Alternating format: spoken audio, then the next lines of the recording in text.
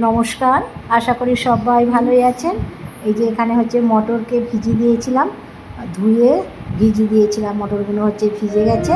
এবার কুকারের মধ্যে হচ্ছে সেদ্ধ করে নেবো, একটা সিটি দিলেই হয়ে যাবে। কুকারের মধ্যে দিয়ে দিচ্ছি, ধুয়ে ভিজিয়ে রেখেছিলাম, এই জলটা সমেতই দিয়ে দেবো।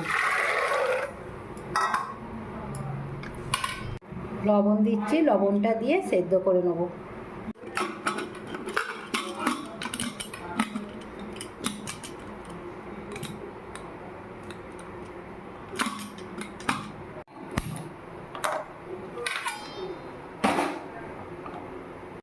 মটরটা সেদ্ধ করতে বসিয়ে দিয়েছি, আর এখানে আলু কেটে নিচ্ছি। ছোটো করে একটু আলু কাটতে হবে।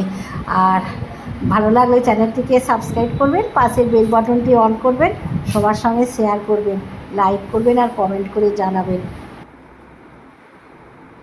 আবার দেখা হবে, ততক্ষণে সুস্থ থাকবেন, ভালো থাকবেন, আর অবশ্যই আমার পাশে থাকবেন। নমস্কার।